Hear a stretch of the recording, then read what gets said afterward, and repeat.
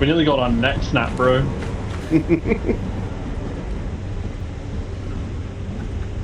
Oh, that's probably the faster way to go, actually.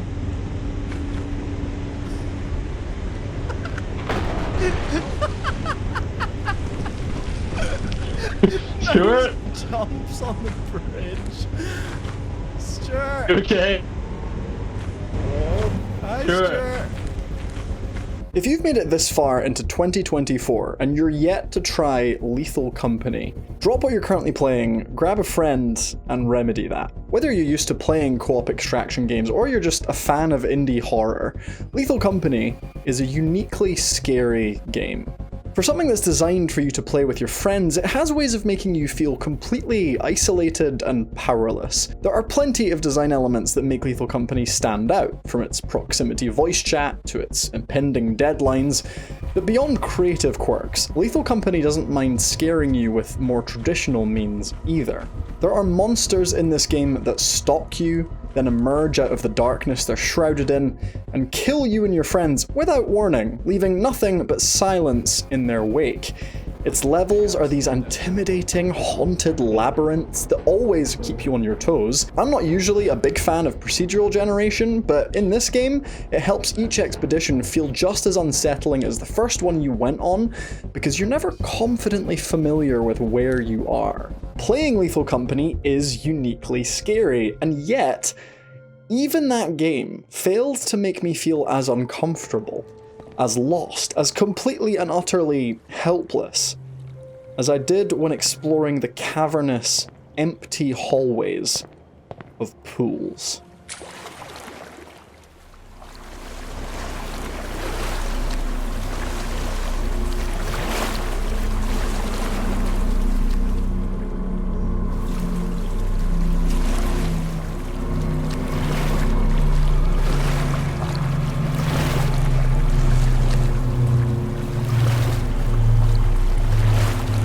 Compared to Lethal Company, Pools really doesn't have much to it. There's no loot to collect, you can't play it with your friends, you don't have a malevolent company to earn money for. You have one goal that's never even communicated to you. Upon waking up in an endless dungeon of twisting and never-ending swimming pools, you have to find your way out. Playing Pools is maybe the scariest gaming experience that I've had in 2024, which feels almost silly to say because there's nothing about this game that's immediately terrifying. There's nothing to hide from, there aren't any monsters following you. The game's description even tells you up front that there aren't any jump scares. Yeah, right, I bet that's true, you think to yourself. I'm sure to many people, it's hard to even call Pools a game, because it's such a minimalist experience that playing it feels like such a hard claim to justify. Even walking simulators have a narrative to carry you through them, but Pools seems devoid of any sort of through line. You don't explore, but rather exist in its spaces, navigating them and observing them, but never feeling like they've been crafted so that you can have fun. They're oppressive, surreal places, and if anything, they feel as though they're playing you. A lot of horror games make it feel like you're being watched, or even followed. PT and Alien Isolation actually went to lengths to make you feel that way by programming things that lurk behind you. Look for anything in Pools to relieve the tension its locales are constantly building, and you'll come up short every time. Nevertheless, you still feel this uneasy sensation that you're being watched, that the levels are wrapping themselves around you, amusing themselves with your futile attempts to escape. It may not have a typical antagonist for you to avoid, but that's not to say that Pools doesn't play into known phobias. Aquaphobia and thalassophobia are fears of large bodies of water. Maze phobia is the fear of being lost. Kenophobia is the fear of empty spaces. Or, if phobias don't do it for you, what about fear of the unknown, which so often comes to the fore in the dark? From this description of Pools, you may think about the works and concepts that inspired it. Any one of the Backrooms games is also set within a liminal space, an eerily empty, abandoned place that could be the setting of anyone's nightmares. Games like Gone Home use these uncomfortably empty spaces to make their experiences more than the sum of their unfolding narratives. Pools seems to draw on the best parts of its pedigree, because sound is used so sparingly, so when it is present, it has a huge impact. Your normal footsteps will squelch and squeak on the clean floors, leaving small puddles behind you that can sometimes act like a breadcrumb trail, telling you that you're walking in circles. There's no music, save for a few select moments when you enter a new room and the tone shifts. For some reason. On occasion, you'll hear what sounds like a growl echoing through the void, making you so sure that there's something lurking around that next corner. A keen use of sound is equalled by the game's visual battle between light and dark, which is emphasized by the topography and tiling of each of the game's 6 pools. A vast, open space will make you feel small, like you're inhabiting a dreamscape that was never intended to be realized. I think something that's particularly unnerving is that, yes, you are walking around very human architecture. You can look around and say, yes, this is a swimming pool as we know one.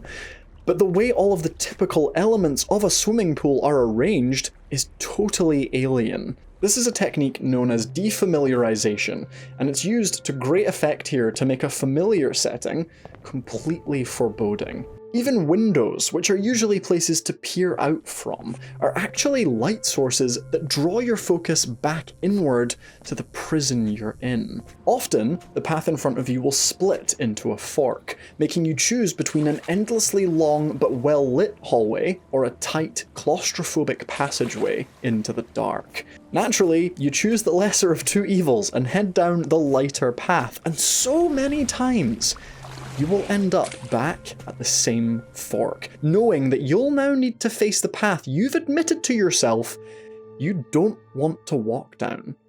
There are times when pools is totally linear, and while these moments offer you a reprieve from having to choose your path, they don't help to make it feel less suspenseful. On the contrary, they can be worse, because these small composed moments will create stories in your mind.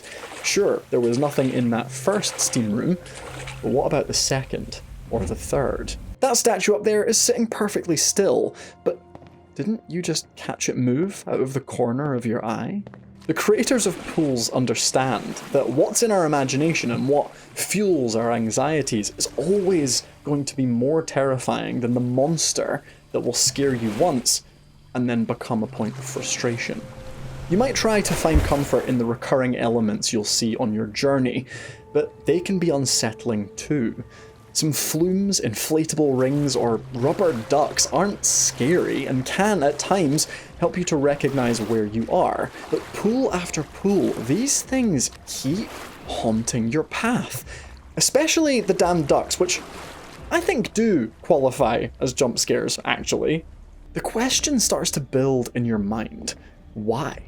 Why flumes? Why inflatable rings? Why swimming pools? These are places and objects that remind most of us of fun childhood memories, but in this empty, very unfun space of repetitively ominous pools, why do they make us feel so unsettled? For a lot of my playthrough, I was searching, trying desperately to find a hidden meaning in this labyrinth. There may well be a narrative that I'm not smart enough to decipher. A bit like Journey, there aren't any words to direct you in one way or the other, so it's really all up to you as to how you interpret things.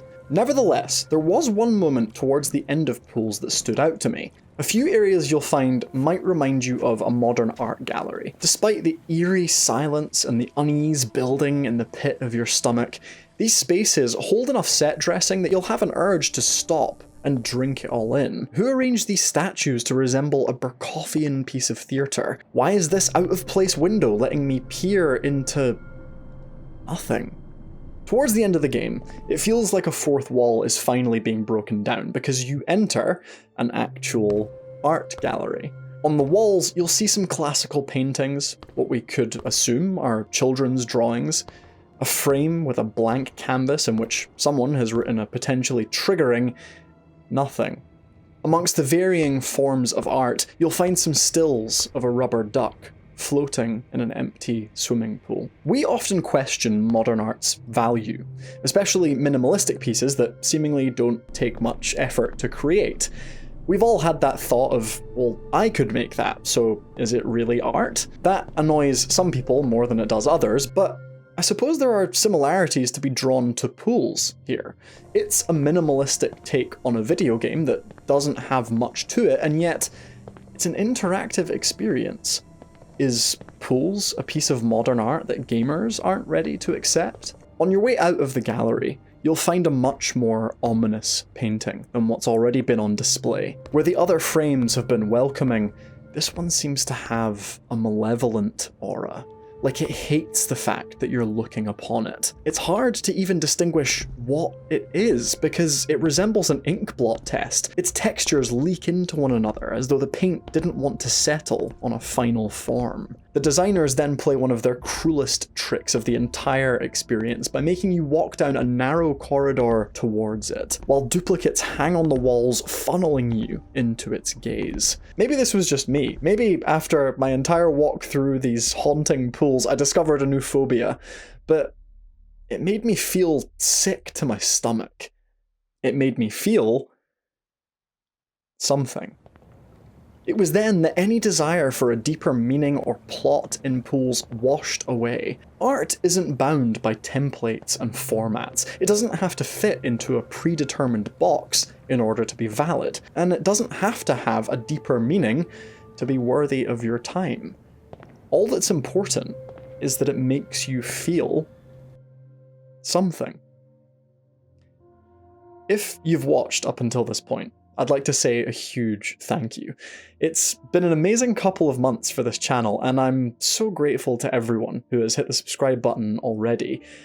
If you aren't one of those people, but you like this video, subscribing and hitting the bell icon are the best ways to signal to YouTube that my content is worth your time. If you want to catch up with me and a growing server of friendly people, the link to join my Discord is down below.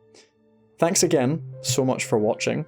Enjoy pools if you decide to give it a try, and tune in next time.